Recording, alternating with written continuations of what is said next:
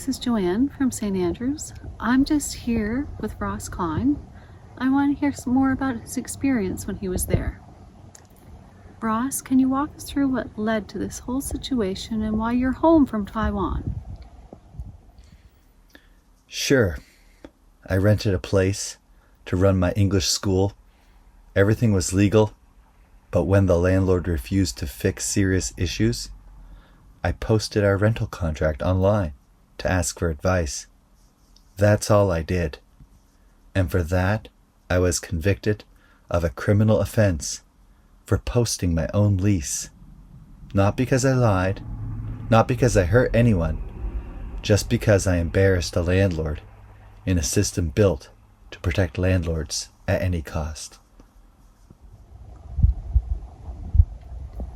Now, what did the court actually say about its decision? The most surreal part is that the court literally has said, "You caused no harm and had no malicious intent." Then they gave me 6 months in jail anyway. That's not law. It's authoritarianism with paperwork. Taiwan didn't convict me for doing wrong. They convicted me for not apologizing enough for being right. And what did the prosecution say that you did wrong? They said I violated privacy by posting the landlord's address, the same address anyone could find. If that sounds insane, it's because it is. In Taiwan, truth isn't a defense, it's a threat. The moment you speak up, the system turns on you. The court knew I didn't harm anyone, but made the wrong person lose face. That's the real crime here. Were you given any alternative to going to jail? That seems quite serious. Yes, and it was even more insulting. They offered me a full year of unpaid labor, teaching English 5 days a week, full-time with zero pay. They tried to dress it up as community service, but let's be honest, that's just forced labor. It was their way of saying either disappear quietly or work for free while we pat ourselves on the back. Do you think your foreign status played any role in this decision? Completely. In Taiwan, if you're a foreigner, you're just a guest until the system needs a scapegoat. They love you when you're spending money and keeping quiet, but the second you challenge someone local, especially with connections, you're roadkill. It's not a legal system, it's a loyalty test. What was the hardest part of all of this? You lived in Taiwan for years. It must have been hard to leave. Honestly, realizing how fake the system is.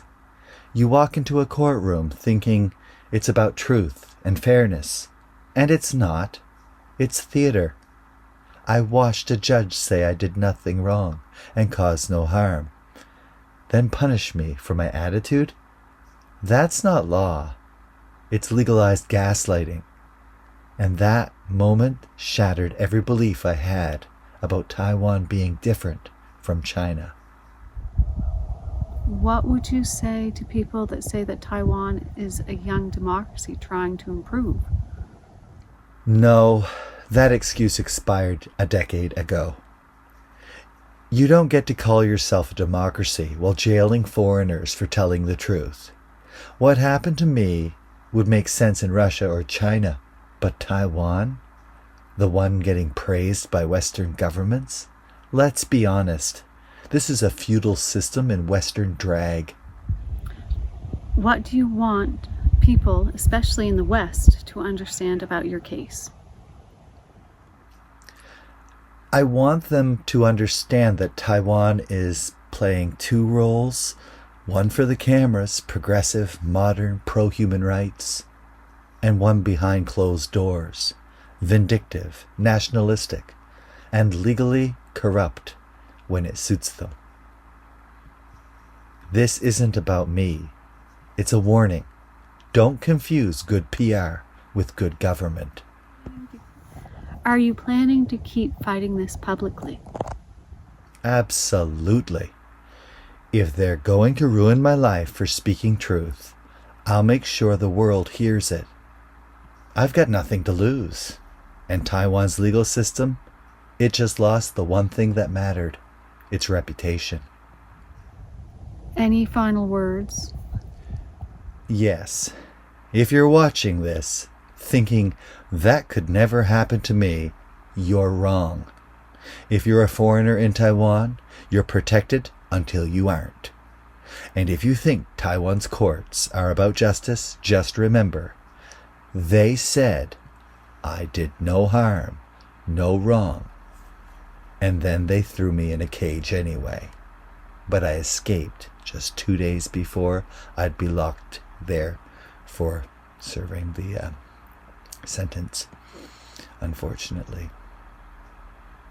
I hope this message finds someone in Taiwan well enough that perhaps it can finally be rectified, as it well should have been over 4 years ago. Good Lord. Shame. Thank you. Thank you so much, Ross, for your time.